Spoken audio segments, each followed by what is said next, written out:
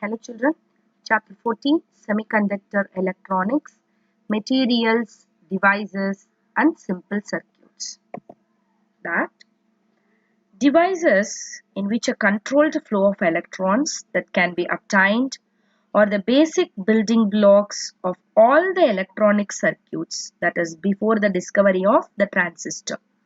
1948, such a device were mostly vacuum tubes. That means we can call it as a valves also. Like the vacuum tubes, which has two electrodes and anode, plate and cathode, we can say. Triode which was there, and pentode, like 4 or 5 electrodes which is there in vacuum tubes.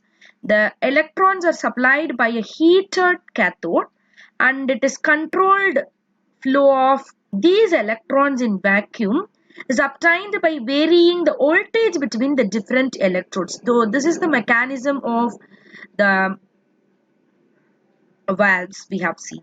That vacuum is required in the inter electrode space. So otherwise the moving electrons, what will happen, it may lose the energy on the time of a collision with the air molecules, right? So in these devices the electron can flow only from cathode to anode, so that the device is generally referred as valves, we can call.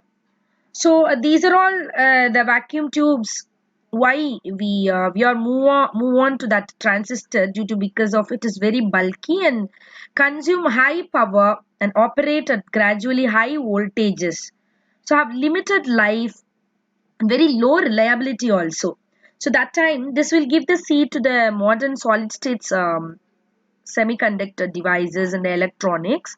It will give this is we can say that the a device which is transistor as semiconductor which flows of charge carriers in the semiconductor devices or within the solid itself, while in the earlier we have seen that vacuum tubes or valves, so mobile electrons were obtained from heated cathode and they were made to flow in and evacuated space or vacuum, right?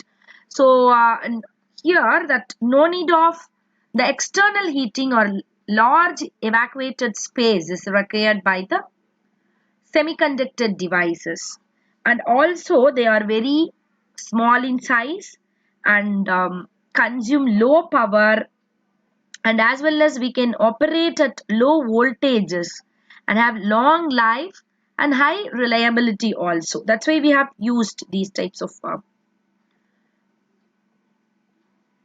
transistors and all. Even for example the cathode ray tubes you may see in the before and all in TV, television, computer monitor and all, it's working and under the principle of the cathode ray tubes. That are all the vacuum tubes only, or being nowadays we are replaced of liquid crystal display like LCD monitors, and with supporting being replaced of LCD, LED also we used, right? Nowadays we are using the LED, that is light emitting diode, or we can say the plasma screen, right? So so these and all nowadays in the modern world we are using. And these types of about the introducing the basic concepts of semiconductors in physics, and we can discuss about all some semiconductor devices like junction diodes, bipolar junction transistor, and like all those things we can discuss, right? Now the classification of metals, conductors, that is insulators and the semiconductors, we have taken on the basis of conductivity, how it is segregated under the conductivity we have taken as the tabular column, right? On the basis of the relative values of electrical conductivity, that is sigma, or resistivity, that is rho, which is equal to 1 by conductivity. So the solids are broadly classified into that metal, semiconductor, insulators. That is as we said on the basis of the conductivity. So the resistivity is very low. For the metal, low resistivity, high conductivity. So rho, which is equal to, that is resistivity which is equal to 10 power minus 2 to 10 power minus 8 ohm meter, as sigma, which is equal to 10 power 2 to 8 sigma per meter. So semiconductors, it have the resistivity and conductivity intermediate, moderate, we can say the range. Rho, resistivity 10 power minus 5 to 10 power 6 ohm meter, 10 power 5 to 10 power minus 6 sigma meter, we can say, right? So that insulators, they have high resistivity and low conductivity. The ranging you people are seeing, right? So the values of rho and sigma given above are indicative of magnitude and could will go outside of the ranges as well. And this these are the values. Not only we are knowing about the conductors or semiconductors ranging, and we can know about the semiconductor which could elemental semiconductors and compound semiconductor, the range, different ranges. That for example we can say the elemental semiconductors or germanium and silicon, and the compound semiconductors like cadmium, these and all we can see some example, right? And the formation of energy bands in the solids. So you people are seeing the diagram on the screen that will gives the formation of the energy bands in solids. So in an isolated that atom, the electrons occupy well-defined discrete energy levels.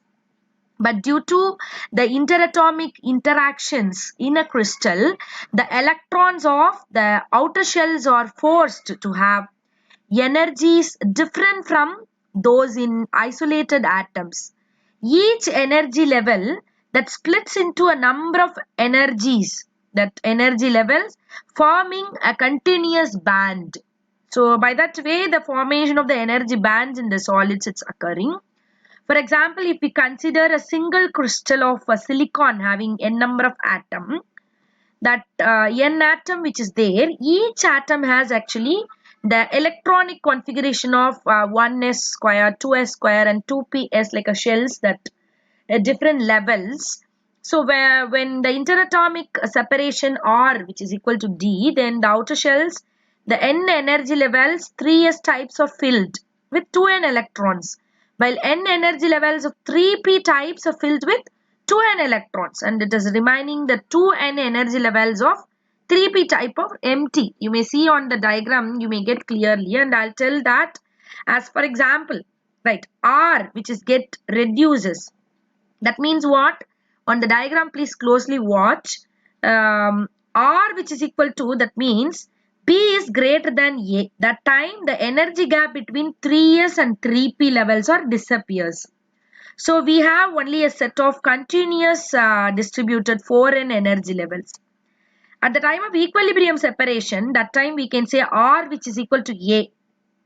So the band of 2n filled energy levels, that means the balancing band and as well as the conduction band, it will separate it from both. So it will get a gap, energy gap.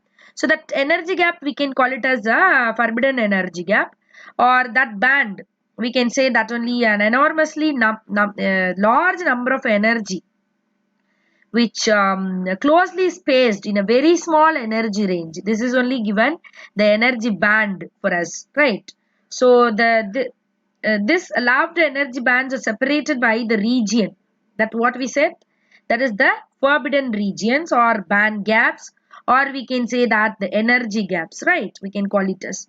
So the highest energy band, which is we can call it as valenced, right?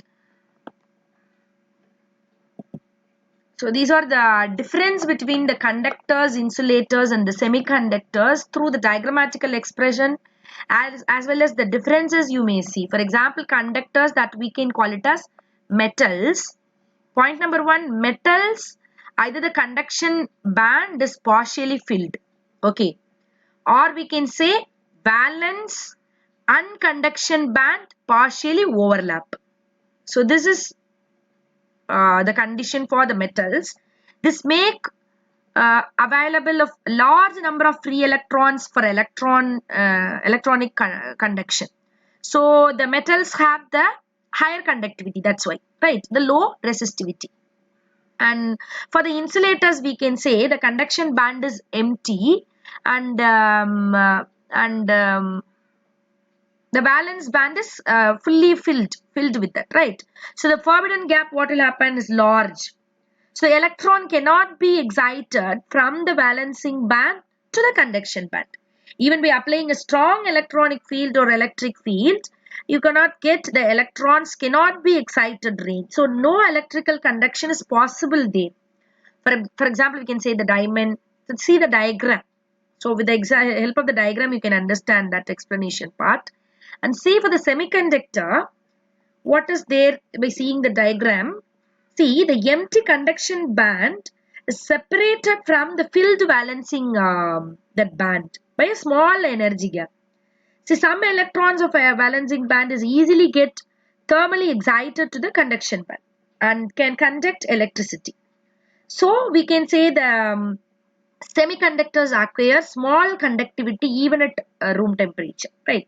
So that we are saying the germanium and silicon and all the ground energy level or 1.1 electron volt, or that ranging itself, it will get uh, escaped from the level one level to another level, right? So these are all the distinction between the metals, insulators, semiconductors, which is on the basis of band theory, right? Thank you, children.